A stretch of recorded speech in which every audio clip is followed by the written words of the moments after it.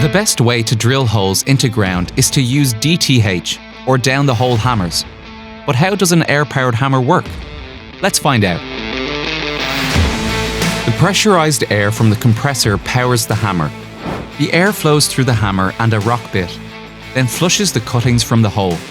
But the interesting thing happens inside the hammer, where the air moves a piston up and down, hitting the rock bit against the rock. Now, let's have a closer look at the hammer cycle. The pressurized air enters the hammer and opens the check valve.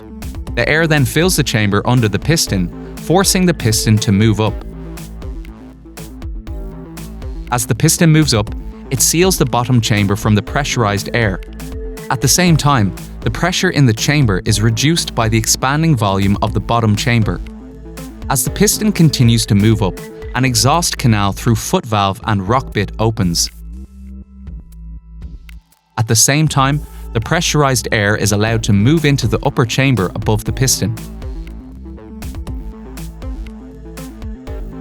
This slows down the piston and forces it to move downwards. As the piston moves down, it seals the upper chamber from the pressurized air. At the same time, the exhaust of the bottom chamber is closed. As the piston moves further down, the expanding volume reduces the pressure in the top chamber. Simultaneously, an exhaust canal for the top chamber opens. The air exhausts through the rock bit face and then flushes the cuttings up from the hole. The pressurized air can now again flow into the bottom chamber. This is also the moment when the piston strikes the rock bit. Then the cycle starts again, and the hammer keeps beating as long as the air is flowing and the rock bit is pressed against the drilling surface. But what about overburden? What do you do if you need to drill into possibly rocky ground where there is a risk of hole collapse? In these situations, the drilling is done with a casing. It is the best and most reliable way to get rid of the hole collapse problem. To drill with a casing, a so-called casing system is needed. It consists of a pilot bit, ring bit, and casing shoe, which can come either separate or integrated into the ring bit. The casing shoe is welded to the casing pipe and the whole package is drilled into the ground with a DTH hammer. This clever technique uses the ring bit to drill space for the casing pipe.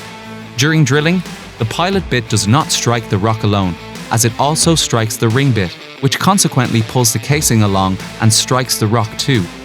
Besides the hammering impacts, the ring bit also rotates together with the pilot bit, while the casing shoe and the casing pipe move only downwards without rotation. This way, the pilot and ring bit crush the rock of any hardness and at the same time pull the casing into ground, even into bedrock if necessary. And as the drilling progresses, the cuttings are conveniently flushed up inside the casing.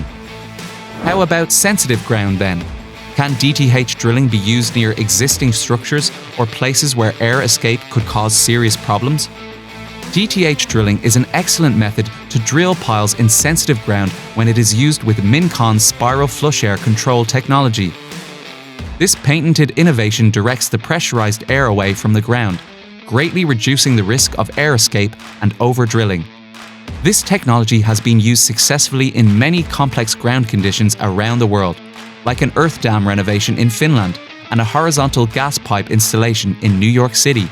You can learn more about these projects by watching their separate case videos.